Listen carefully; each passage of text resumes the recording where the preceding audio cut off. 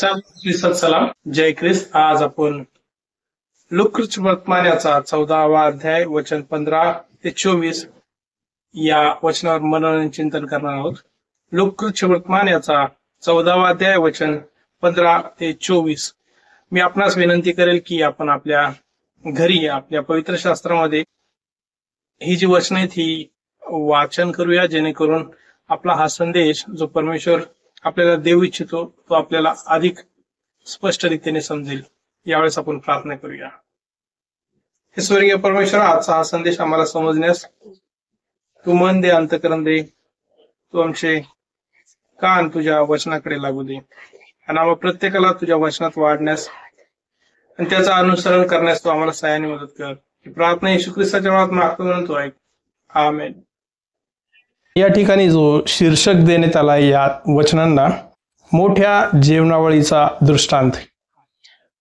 आणि जेवणावळ आनंदित असतो त्यावेळेस आपण आपले मित्रमंडळी, आपले नातेवाईक, त्या प्रत्येकांना आमंत्रित करतो की तुम्ही आज माझ्या घरी या, कारण की मी आज आनंदित आहे आणि परमेश्वराने माझ्या जीवनामध्ये काहीतरी अद्भुत चमत्कार आणि आशीर्वादित केले. त्यामुळे मी आज परमेश्वराच्या उपकार स्तुती प्रित्यार्थ मेजवानी देत आहे. आणि असे अनेक मेजवानी आपण देखील प्रत्येकाने उपस्थित राहून अनुभव घेतला असेल. आणि या ठिकाणी देखील एक मेजवानीचा दृष्टांत आहे.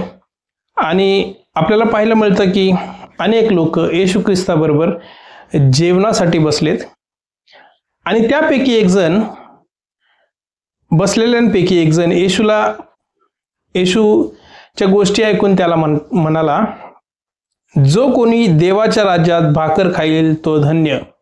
जो कोणी देवाच्या राज्यात भाकर खाईल तो धन्य. आणि अशा अनेक प्रसंग आपल्याला देखील जीवनात आलेत की ज्या ठिकाणी आपण मेजवानीला गेलो आणि अशा ठिकाणीला मेजवानीला गेलो आणि मेजवानीमध्ये बहुतेक प्रसंगी आपण जे होस्ट असतात, ज्या घरामध्ये मेजवानी असते, ज्यांनी हा कार्यक्रम आयोजित केला असतो, त्यांची प्रशंसा करतो की वा किती सुंदर जेवण आहे. आणि ज्या प्रसंगावरनं हे जेवण असतं, मेजवानी असते, की घराची वास्तुशांती असेल किंवा अन्य प्रकार असेल, पाळणा असेल किंवा लग्न असेल, अन्य प्रकार असेल, पाळणा असेल किंवा लग्न असेल किंवा आणखी काही नसेल, त्यावेळेस आपण मेजवानी करताना त्यांची ज्यांनी हे जे आमंत्रण आपल्याला दिलंय त्यांची प्रशंसा करत असतो. आणि तसाच काहीसा प्रकार देखील या ठिकाणी पाहायला मिळतोय. पण ही मेजवानी कोणाची हे आपल्याला माहिती नाही, परंतु मेजवानीत आलेला एक जण असं म्हणतोय की देवाच्या राज्यात जो भाकर खाईल तो धन्य. परंतु परमेश्वराला आपल्या प्रत्येकाच्या अंतःकरणामध्ये काय चालू आहे हे चांगल्या प्रकारे माहिती असतं. की आपण खऱ्या अर्थाने काही शब्द बोलतोय किंवा आपला हेतू काहीतरी वेगळाच असतो आणि आपण काहीतरी बोलतोयच वेगळं, हे परमेश्वराला चांगल्या प्रकारे माहिती असतं. आणि म्हणून परमेश्वर येशू ख्रिस्त लगेच त्याला उत्तर देतो.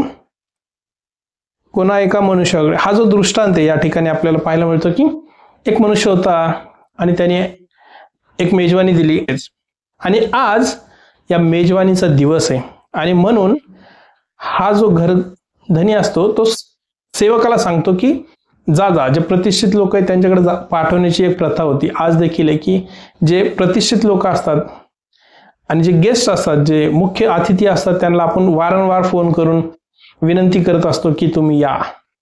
आणि तसंच काहीचा प्रकार या ठिकाणी देखील सेवकाला तो घर धनी पाठवून निरोप सांगतोय की त्यांना पाठव, आता मेजवानीची तयारी पूर्ण झाली आहे, वेळ आली आहे आणि त्यांना जाऊन तू घेऊन ये. आणि हा जो नौकर आहे, हा ज्यावेळेस जातोय, हा 3 माणसांना प्रामुख्याने जे विशेष अतिथी असतील त्यांना जाऊन भेटतो आणि त्यांना येण्याचा आग्रह करतो की आता संपूर्ण व्यवस्था झाली आहे, मेजवानी तयार आहे, तर तुम्ही कृपा करून या आणि आम्हाला देखील आशीर्वादित करा, आमच्या घरधन्याला आशीर्वादित करा, आमच्या मालकाला आशीर्वादित करा. आणि तुमच्या येण्याने आमचा जो आनंद आहे की आम्ही तुम्हाला अतिथी म्हणून बोलतोय तो बहुगुणित करा.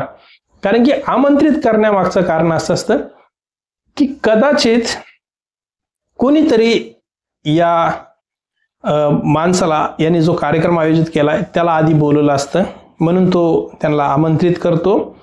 आणि दुसरा मुद्दा असतो की माझे काहीतरी नातेसंबंध आहेत, माझे मित्रमंडळी आहेत,